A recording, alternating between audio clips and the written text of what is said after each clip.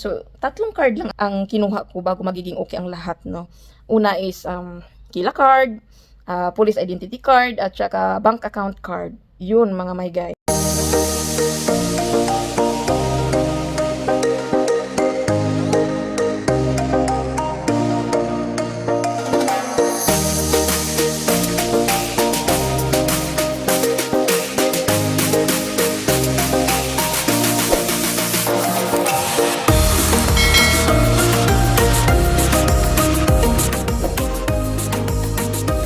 Hello guys, magandang tanghali sa inyong lahat. So today is, what day today? Monday. So free day ng asawa ko, wala siyang trabaho. Nandito siya whole weekend.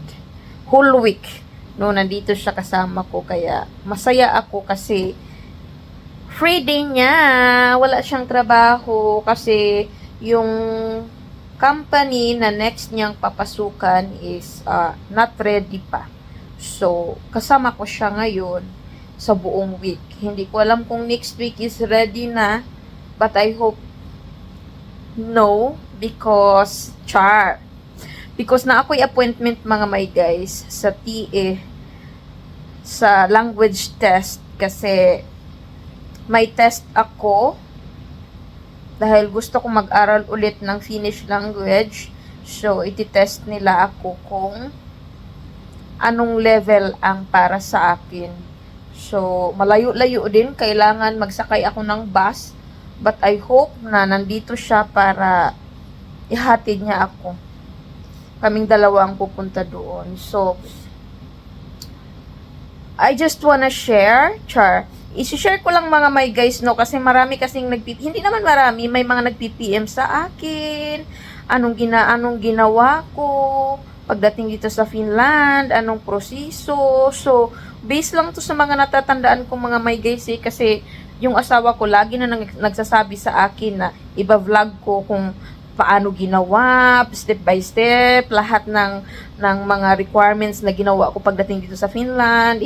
Ako naman lagi lang oo ng oo kasi nga parang pag nagbi-video kasi ako ng about sa mga how to process sa ganito, parang parang dapat consistent yung vlog mo na ganun talaga para lang sa tutorial or mga kung ganun.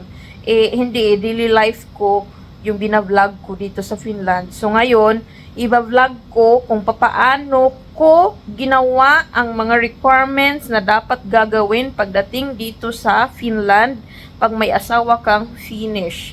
May asawa kang taga rito sa Finland. So, pagdating ko dito sa Finland mga may guys, no, wala nang patumpik-tumpik pa kasi yung asawa ko ayaw talaga ng mag-chill-chill lang, relax-relax lang muna. So, pagdating dito sa Finland, ang una kong ginawa is nag-book kami ng appointment sa DVV. So, pumunta kami doon para i-register yung marriage namin sa Pilipinas para makakuha ako ng identity code. So yun, pagdating namin doon ay pina-fill up ako ng form. So may pipill upan ka doon. Tapos hindi ko na ma-remember kung yung asawa ko is nag-fill up din siya. Tapos kunting interview, ganon. Tinatanong ka lang, basic lang naman, about you lang naman at sa relation yung dalawa. So, yun mga may guys, pagkatapos kong mag-fill up, tapos kunting katanungan, so sabi sa amin ng taga-DVB na ma-receive ko daw yung aking identity code within 3 months. 3 months, i-email lang daw nila sa akin. So, matagal-tagal mga may guys. So, sabi ko, parang sakto yung pagkarating ko dito sa Finland mga may guys, kasi dumating ako dito is January 2024, tapos mag-start yung Finnish language course is August. So, may time pa talaga akong mag-process lahat ng mga kailangan gawin na mga requirements. So, pag after 3 months, mga April ata yun, na-receive ko na mga my guys ang aking identity code. So, doon na kami nag-first move. So, ang pangalawa naming pinuntahan is TA office kasi yun yung connected sa government nila dito. Kailangan mo talagang pumunta doon kung gusto mong mag-aral ng Finnish language. So, pumunta kami doon, nag-appointment kami kasi dito sa Finland, hindi na pwedeng basta-basta ka na lang pupunta na walang appointment. So, kailangan mag-appointment ka. So, yun, nag-book ng appointment yung asawa ko, tapos pumunta kami doon, tapos yun, may pinapafill upan sa akin, in-interview ako. So, yung interview sa akin is about lang naman sa sarili ko. So, tinanong ako kung ano daw balak kong gawin dito sa pagstay ko sa Finland. So, sabi ko, gusto kong mag-aral. Pagkatapos ng pag-aaral, gusto kong mag-trabaho. So, ginawa nila ako ng integration plan. No, plan na ito yung gagawin mo. No, na mag-aaral ka, magtatrabaho ka next, ganun. So, naka-record yan sa kanila doon. So, pagkatapos niyan, gusto sana kaming kumuha ng Kila card. Kasi doon din, kukunin yung Kila card. So, may fill upan ka rin na form doon. Ang kaso is, wala pa akong bank account, kaya hindi muna kami kumuha ng Kila card kasi kailangan ng bank account doon. So, pagkatapos ng TA office, nag-proceed agad kami sa bangko. Kumuha ako ng bank account. So, pagkadating namin doon, sabi ng taga-bangko na kailangan daw nila ng police identity card. Oh my God. So, hindi na naman natuloy ng araw na yun. Kinabukasan, pumunta kami ng police station. Pero bago ka pupunta ng police station, mga my guys, pupunta ka muna ng Photoshop. Magpapapicture ka doon. So, iba kasi dito mga my guys pag kumuha ka ng mga IDs, mga card, kailangan pupunta ka muna ng Photoshop, magpapicture ka doon, tapos tatanungin ka ng taga Photoshop kung saan mo ito gagamitin, itong picture na ito. So, sabi ko, gagamitin ko ito sa pagkuha ng police identity card. So, yun.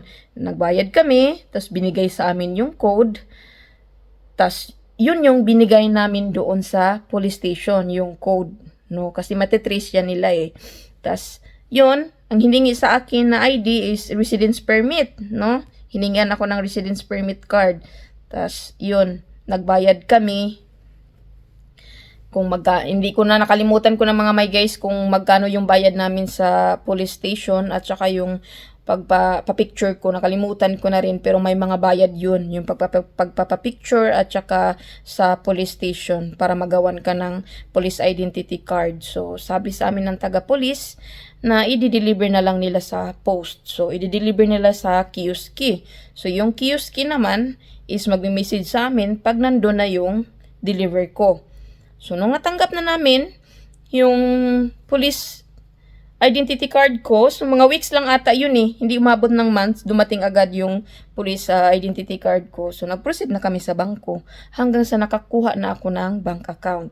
Pagkatapos kung makuha yung bank account ko, bumalik kami sa TA at nag-fill up kami ng form for Kila. Kasi yung Kila card mga my guys is para yun sa financial support, no? Na galing sa government.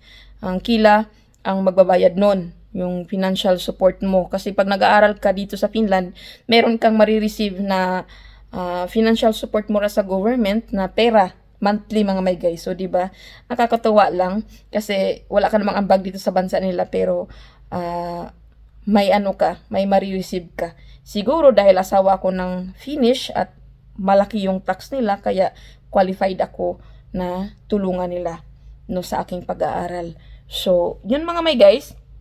Pagkatapos kong mag-fill up sa Kila, tas dumating na rin yung Kila card ko. Hindi ko alam kung nakalimutan ko na kasi kung mga ilang months o ilang weeks. Basta dumating na lang siya mga may guys. So, yun. After mga ilang weeks or mga ilang weeks na ata, nag-email ulit sa akin yung TA office na babalik ako doon kasi yung integration plan ko, ibibigay ko daw doon sa school at mag-enroll na ako. So, dinala namin doon ng asawa ko yung integration plan, pinakita namin at nagpa-enroll na rin ako. So, mag-wait lang ako, nai-email ako ng school kasi dito sa Finland mga may guys, hindi lahat nabibigyan ng chance na makapag-aral ng Finnish language kasi meron lang silang limit kung ilan ka student lang yung kailangang mag-aral sa buong taon mga may guys. But luckily, nag-email sa akin ng school na ayun, isa daw ako sa nakuha na mag-aral ng Finnish language. And pagkatapos, nag-wait na lang ako kung kailan ang start ng school. So, yun mga may guys, based lang to sa aking experience, no? As a wife of Finnish citizen. So, I hope nakatulong sa inyo itong video na ito. So, 3 card lang ang kinuha ko bago magiging okay ang lahat, no? Una is, Kila card, police identity card, at saka bank account card. Yun mga my guys. So I hope makatulong sa inyo itong vlog na ito. So yun lang mga my guys. Salamat sa inyong panunood and see you next vlog. That's all for today. Bye bye!